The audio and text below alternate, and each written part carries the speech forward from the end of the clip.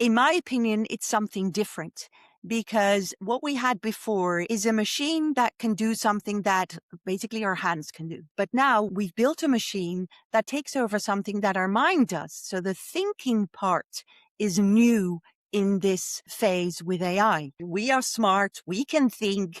I think, therefore I am. It's no longer true. So instead of saying this is the next phase in the Industrial Revolution, I call this the intelligence revolution. We've developed something that is smarter than us. Welcome to the CTO Compass podcast.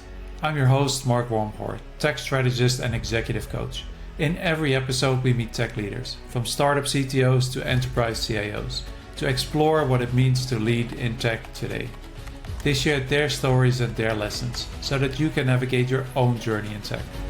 Let's dive into today's episode. For 400 years, we've been building this civilization around reason. René Descartes, I think, therefore I am, and Margaux is going to tell us a lot more about that. We are now at the point where we're actually no longer that good ourselves, but we're building machines that can think and reason and often perform better than us, than humans. So what does it actually mean? What does that mean for us as humans? What does that mean for the businesses? What does that mean for society? Margaux is here today to actually talk about all of that, and she's written a book on this. Unfortunately, it's in Dutch, so we can't see it, or you can't all read it. It's AI and the Human of Tomorrow. So, Margaux, before we get into all of that, what's your background? Where do you come from, and how did you end up doing this? Yeah, good question. So my background is organizational change. So for over 20, I think nearly 25 years, I've been involved in big changes in mainly corporate environments. So sometimes was a new strategy or yeah, big changes, a new brand, or sometimes companies just split into, big things. And I was always involved in how to engage the people in the organization in the change. And then more and more, these changes were related to technology. So at first we had the new way of working, it seems a long time ago, but it's not really that long ago, that with a laptop, you could really work anywhere you wanted. But then we had automation, digitalization, working more with data. And somewhere along the line, two things happened. One is that I found this book, which is called "To Be a Machine," and so in the street where I live, there was a little bookstore, and I was always browsing and finding new books. And this book was there, "To Be a Machine," and I thought, what a fascinating title! Why would you want to be a machine? So I bought this book, and it was written by a journalist who did all these interviews with people that were doing kind of radical things. So it was people in the cyborg scene. There were people that were, I think it's called cryo, where you freeze in people so that, maybe in 50 years you can be unfrozen and then you can continue your life. And then in all of this, there were also AI scientists. And that really triggered my interest in AI. And I thought, oh, something is really, really happening, because we have all this technology, but now we have technology that's going to be smarter than us. So what does it mean for us? So that was one thing that happened. And then the other thing is that in the work that I did, I felt that we were not treating our people well. So we treated people like machines. There was the sounding board that I was part of, and in the sounding board was a large international company. The question was asked, how do you feel being an employee in this company? And then one of the people said, we sacrifice people for the sake of performance. Exactly these words. And that just, it stuck with me. And it so it wasn't just the one person, because when he said this, other people joined in and they came with examples of, yeah, some consultancy that had figured out that we could do standard procedures all around the world in the same way, and saying that they get less time to do things, but because it didn't work in that way for their customers, they really had to put in more time, but they weren't given more time. So we sacrifice people for the sake of performance. So I thought something is going wrong. We're treating people like machines, and there's this thing coming that is smarter than us. So what does it mean to be human? So that triggered my journey. And that was around 2019. I saw your TEDx talk about this as well, and that was very interesting. Let's take it back 400 years, maybe. The entire industrial revolution. How did we end up here treating people as machines? Yeah. So the way that I see it is that 400 years ago, we had René Descartes. And he introduced something that was kind of a sign of the time. He was not the only one, but it fits with where we were, yes, as humans. He said, "I think, therefore I am." And up till then, the church really had all the power. Actually, life was pretty simple. You just followed the rule of the church, of the Bible. That was it. But then René Descartes came and he said something completely different. I think, therefore I am. So the power shifted from church, from religion, to the ratio, to our thinking power. And with that, it shifted towards science and everything rational. So what happened from there, 400 years up till now, we've seen this huge progress. Like, science has brought us many, many things. So the life that we live today is due to kind of that shift. But in, I think, somewhere along the line, you also have Taylor with the way that he approaches labor. Um, Somewhere along the line, we've moved into this performance society. Like, we sacrifice people for the sake of performance. So, like, everything is measured. The moment you are born, you're already being measured. You're supposed to have like 10 points for like a little human being. You're supposed to have 10 points. If you don't have 10 points, you have 9 or 8, then something is wrong. And this line is being continued. So you go to school there, you're measured, and always it's higher is better. So we see in the economy, we see in education, we see it in business. You have the NPS score, like the net promoter score. So how happy are your clients? How It's always higher is better. And now I feel that we've reached the limits of what this is bringing us. And we see many signs. I'm having all these conversations with people on board level, and it's interesting that the conversations are changing. So it's now it's I wrote this book and this vision. So there's like a while back. But slowly we are changing, and we are all feeling that something has to change. We can't move forward with this higher is better kind of living. So we're at the end phase of what I would call the Homo economicus, and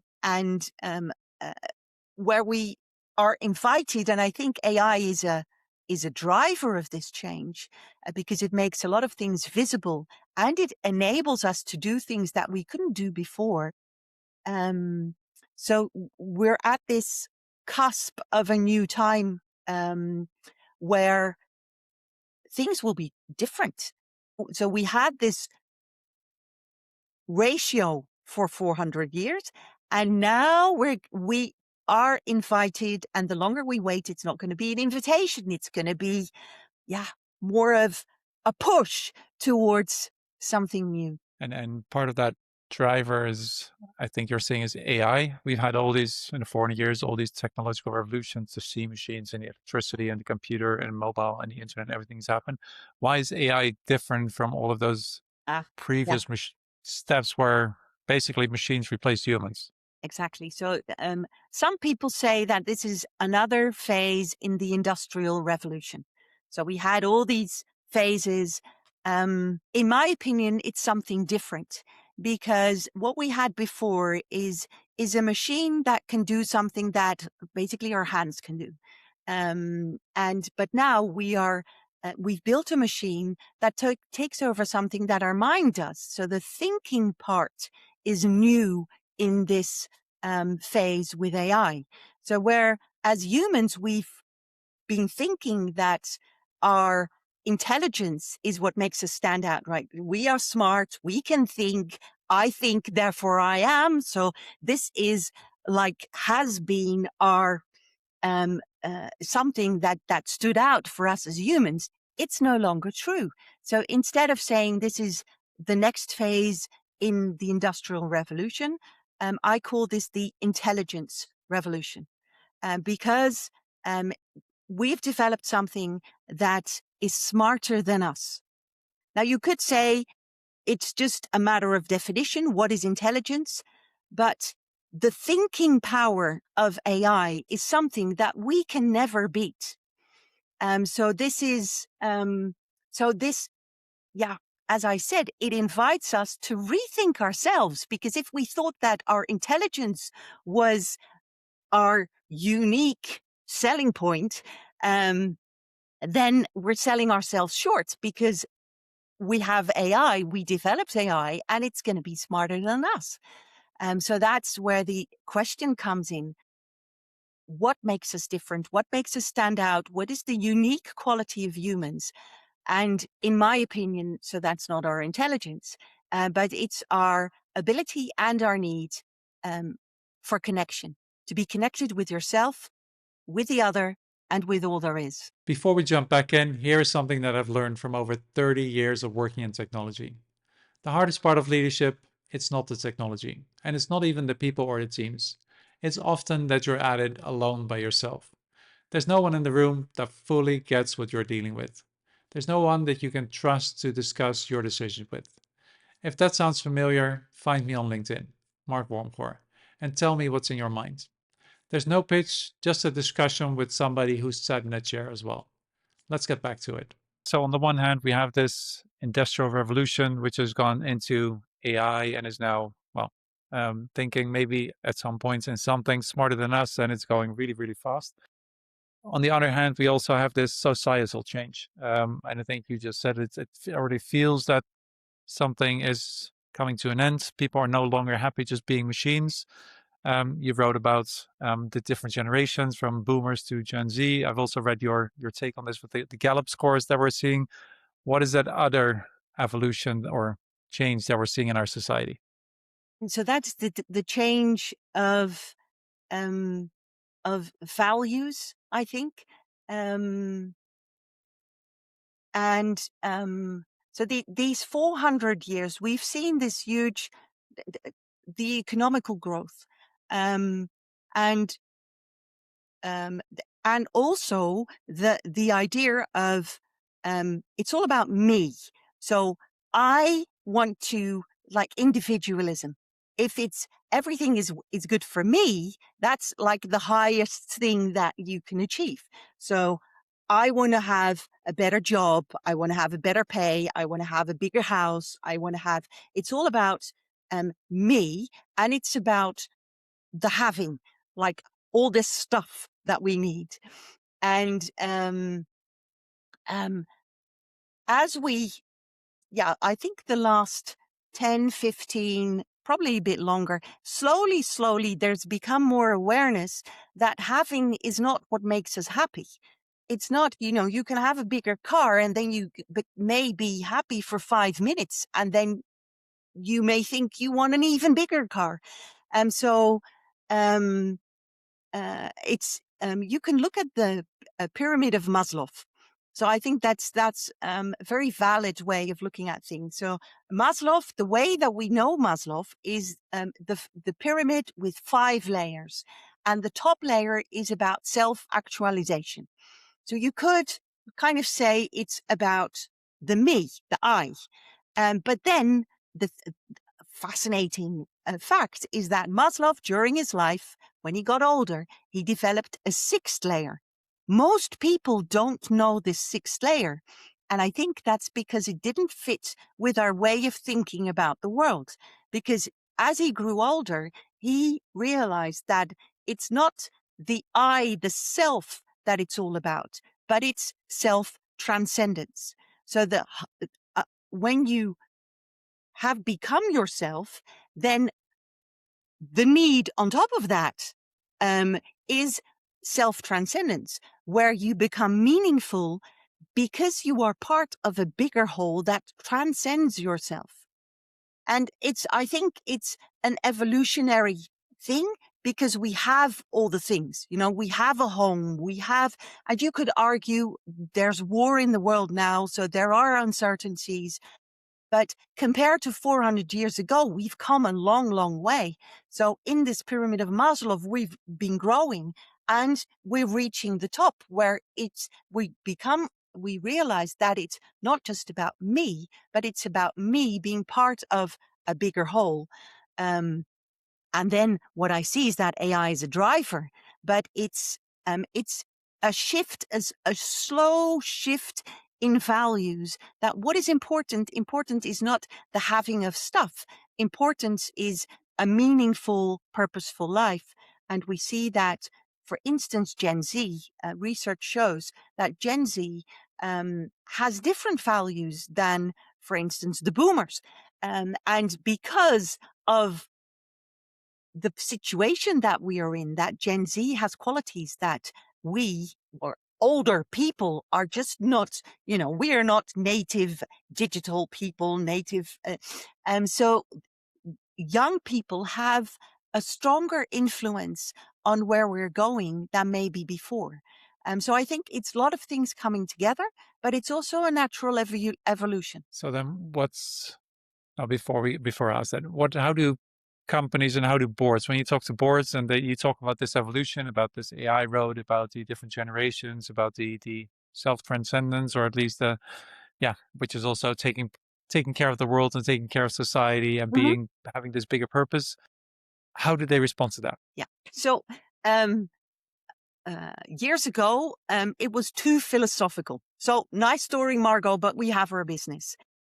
Now I have different conversations because, and I think that's also because things are being driven to the point where it starts hurting. So, for instance, with the war going on, we look at what's happening in the US and Trump, and we feel, is this the world we want to live in? And then, um, so what I recognize is that there is an increase in responsibility for making right decisions for tomorrow. And to make decisions, you need a vision. So yes, there's always this focus on what do I need today and what do I need tomorrow.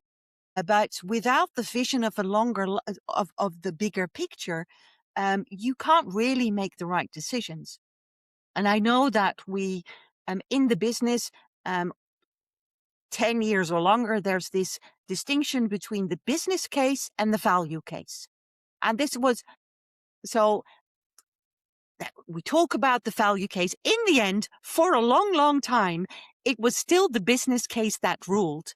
But now, slowly, we're moving towards the value case. And I see that people on board level are daring to be bolder, daring to feel and open up to the responsibility, or I think maybe be more um, open about the responsibility that they feel for being open for really rethinking, because that's the time of now is a transformational time.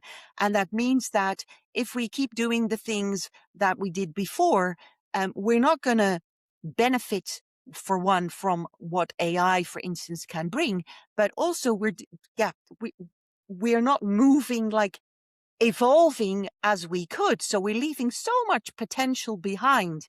Um, And I see there's more openness to rethink. At the same time, it's always a stretch because you have the responsibility for today and you have the responsibility for tomorrow.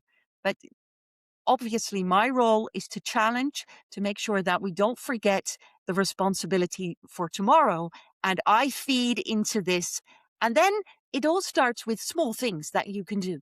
So it's not like taking a big leap. So we're not going to do things dramatically different tomorrow, but we can take smaller steps moving in the right direction. So, and if businesses are doing that, I mean, it's nice that that's happening at the board level. If I'm just a small cog somewhere in a company, what can I do? How should I evolve if my job is actually um, the reasoning, if it's the efficiency, if it's all the stuff that is maybe, probably, likely going to be overtaken by AI? What do I do? Yeah. So every change starts with yourself.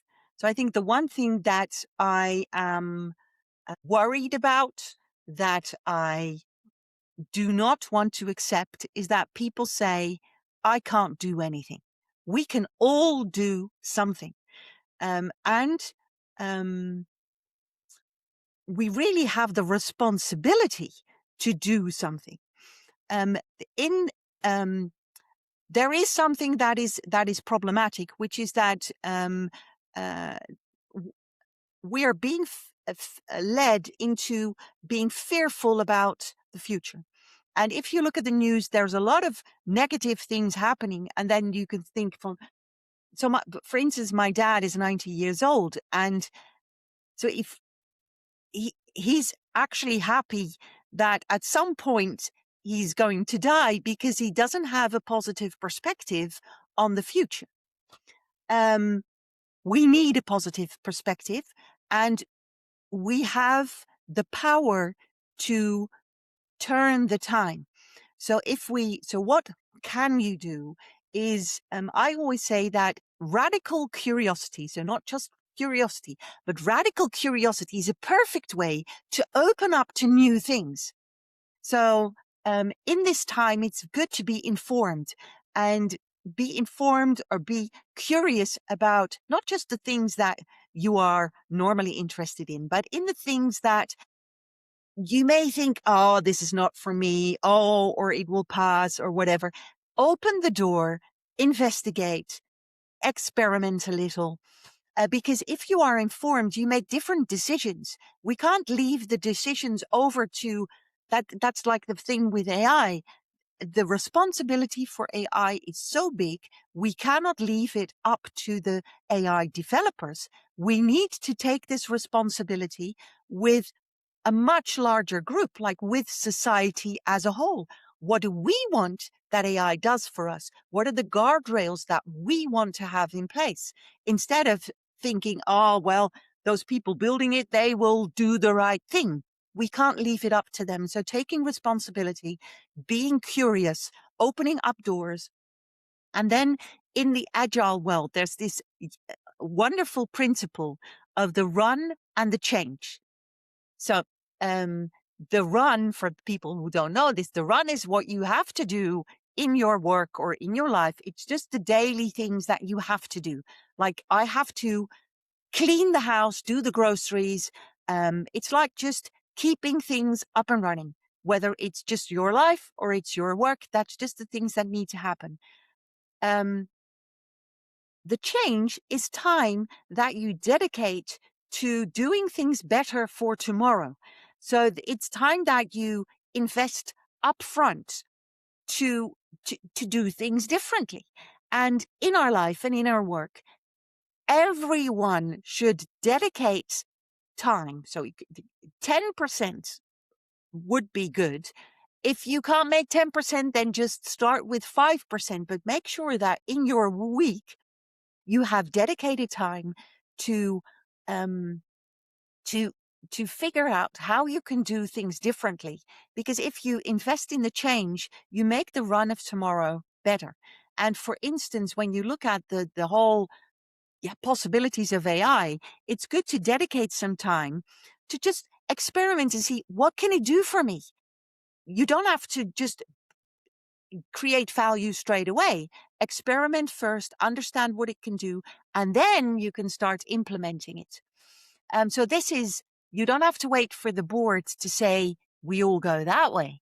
But everybody can do in his own work, in his own life, dedicate time to change and experiment. I think one of the things, and I'm sorry, I'm talking a long time. And one of the things that like I remember from like beliefs is that first time right. Like, so a lot of people that is like, this is the mantra. Everything has to be first time right. That's killing. We really need to throw that out the door, because if we dare to allow ourselves to make mistakes, that's the fastest way to learn. So instead of building up thinking, oh, this has to be right the first time, no, just go do it, do small things, experiment, fail fast, and then you can move forward. Nice. The other thing that you talk about is the connection, Homo Conexus. How does that fit in? What is that, and how does it fit into this picture? So the Homo Conexus, it's a fundament. It's like a foundational perspective. So instead of so we go back to René Descartes, who really said what makes us different is our ability to think. And with AI, I thought this is no longer valid because the AI is smarter than us. So what makes us different? That is our ability and our need for being connected. I think we saw that in the COVID time, where connection was actually taken away from us, that we felt we are not meant to be on our own. So we are really social creatures. The connection is what makes us different.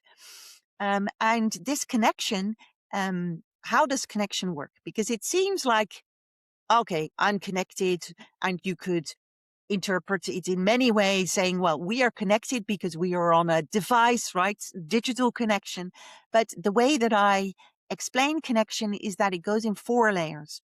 The first layer is that you connect with yourself, and I call that identity, is that you know who you are and that you are okay with who you are. So this takes care of trying to be like everyone else. We really need to get rid of that. Instead of projecting or looking like, I want to be like you, I want to have what you have, I want to be able to do what you have. It's about being okay with who I am. It doesn't mean that I can't change, but just it starts with self-acceptance. Um, so that's the foundation of connection with yourself. Then the next phase is authenticity, where you stay yourself, stay true to yourself when you meet someone else.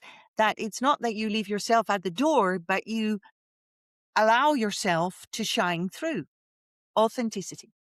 The third phase is intimacy, where there's kind of an electrical energy going through me and the other. I see you, you see me. I show myself, you show yourself. That's where true connection happens between one and the other person. And then the last phase is inclusiveness, where you realize and you feel that you are connected with a bigger whole, that like, I'm part of this world. I'm part of nature. And when I feel this connection, then the climate problem is not just something that's we have to think about when we think of our ESG scores, but it's something that does something with me in my daily choices. Like, what car do I drive?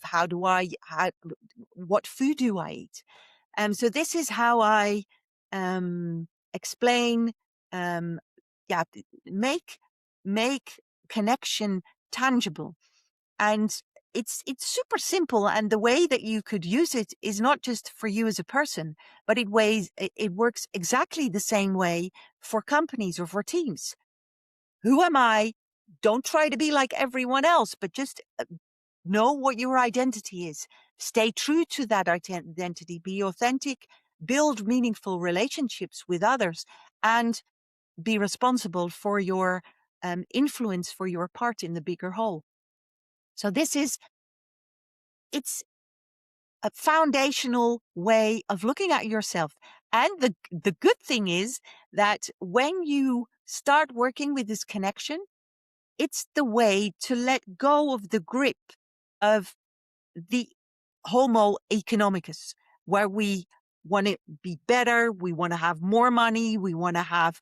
So when we start connecting, then that grip um, is becomes less and less, and we can move. It helps us to move to transition to, yeah, a new system, a new society based on different values. If we take that forward, in maybe 3, 5, or 10 years, what does that mean for organizations that are now fully economically focused and that's slowly shifting? But if we then have people focused on the change, we have people focused on the connection, on self-transcendence, also from an organizational perspective, what are businesses going to look like? Yes. So it's in the end, it's about that last phase for businesses to what do you contribute? So I think that the starting question for organizations is, what am I here for? Um, and then how do I make that happen? And the "what am I here for" question may seem very obvious, but this is a time where we are invited to look at that question again, and maybe a different answer is going to surface than what we thought it would be. And instead of so when we look at technology, what I see is that we're leaping into wanting to do a lot with AI and with technology, and thinking that AI is going to be the answer to everything. And um, but if we don't ask that first question, then we're never going to be able to really benefit from the use of the technology, the potential that is there. So what am I here for as an organization? What is my contribution to the world, to the society? Um, and then you can think of what is it where AI or technology can play a distinguished role, a significant role, but also where do the people come in? So instead of approaching this from um, um, a financial perspective, like what is our profit and loss, and looking at the annual report, and we need to have so much growth. It's really daring to start looking at things from a different perspective, and with that, so it's not going to be a big shift. It's going to be shifting slowly, because we still are look at like financial markets, like we have stocks, at some point you need to report. But a parallel with the way that we've been doing, we can start looking at things differently, and at the same time move towards a more value based kind of um, doing business. And this is um, uh, so 5, 10 years, I don't know, transformation is not going to happen overnight. It's a slow process, but it starts with thinking differently. So if we don't change our thinking, we're going to end up with everything that we had before. And I think that that is like also the frustration with why don't we get value from AI, from tech, is because we don't change our thinking. Um, so slowly moving towards a new way of thinking, more value based. And with that, also accept that we don't know the answers to everything yet. Like for instance, in organizations, another very fascinating thing that is happening is that we have the young people that can do things that the older people can't do. They speak a different language. They have totally different skills.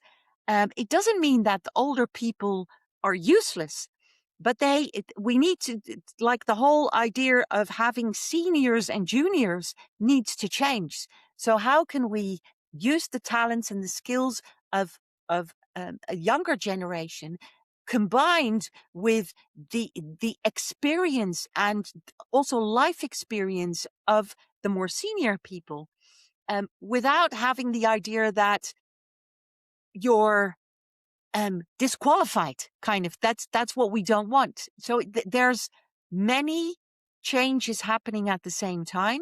So we're talking now about organizations, but it also means that our government, education, all this is happening at the same time. So it's going through the same huge change at the same time. And in this change, I do believe that the driving force can be organizations, because they have the power. They can move the fastest. They are less dependent on others. So there, yeah. When we talk about responsibility, there lies a big responsibility on the shoulders um, um, of these um, on the business side of society. And then from that, because I think you talked, why not governments? I mean, a lot of businesses, organizations, and maybe even individuals, they look at the governments as they should lead, they should tell us what to do, and they should tell us as a society where to go. Why not them? They're just too slow. So it's so that, yeah, I've been thinking about this for a long time. Politics isn't going to change anything, because that just um, goes from 4 years to 4 years. They're always focused on the next election. So politics is not going to bring us anything. Then we have government. They do what they can, but they are just very slow movers. And I think government, they have the role of putting in guardrails, um, but um, the thing is that we need to have a moving space with guardrails, but we tend to go into complete want of control, and that limits the space to move. So why the businesses? It's logical. They are the most independent. They are the fastest moving. I've worked on both sides, in a government and in yeah, big commercial corporates. They can move fast. Doesn't mean that they do, but they can, and they can have, they can be a driving force if they have the guts to do it.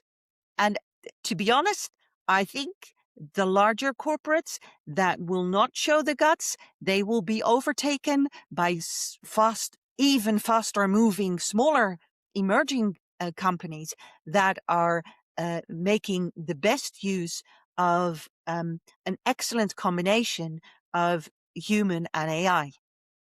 So it's kind of an urgency at some point. A quick one before we continue. If you're getting something out of this conversation, please hit the subscribe button below. That way, other tech leaders can find us as well. I would really appreciate it. Let's get back to it. And you talk about this huge change, this transformation. I think in your book or somewhere else in your writing, you talk about the us being in the ugly phase of the transformation. What does that mean? And where are we going to end up then? Well, the ugly phase of transformation, I talk, there is a difference between change and transformation. And a lot of the time, we've actually experienced change, not transformation. So change is kind of it's without really going all in. So you leave the door open to change back. It's like you put on a different coat, but if you don't like it, you take it off and you put on another coat. It's nothing to do with transformation. Transformation, the best way to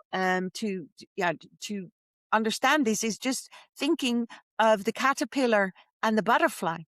So before um, the butterfly goes through an ugly phase where the caterpillar transforms into a butterfly. And you can't speed up this process. So you have this phase where the caterpillar is in a cocoon, and you could think, oh, we cut open the cocoon and then the butterfly can come out sooner and it can just spread its wings. But in order to be able to fly, it needs to go through this process on its own. So because if it doesn't do that, then the whole body of the butterfly is not going to be in the position equipped to deal with the wings, etc. So we're in the ugly phase because the potential of the wings are there and the potential of the butterfly, but we're still in this, in this phase before we are becoming this, because before we are this. And also with transformation, it doesn't happen as a whole. It's not like you could go into a car wash. I've done a lot of culture programs, and a lot of culture programs are like this. We have a car wash. We put every employee into this mindset training, and then we hang up posters, and then blah blah blah, and then we think that at the end of this program we're all transformed and we have a new culture, and that's it. It doesn't happen that way. It's like transformation happens for every person, one person at a time. So the transformation process for you is different than for me, and we may have a different pace, and we're going to become different butterflies, but that's all good. So instead of wanting for this to be an easy move, it's not easy. What we're seeing is that we're changing the system. So we come from an old system where all the beliefs are they're not valid anymore. So the whole economical system, the way that we've designed, uh, the healthcare, education, everything is it can be questioned, and then the potential is that we can rethink this and come out on the other side, transformed. But it's not a clean cut. So so accepting that we're in the ugly phase, accepting that this is a process that doesn't come easy. But then the thing is, you can never go back.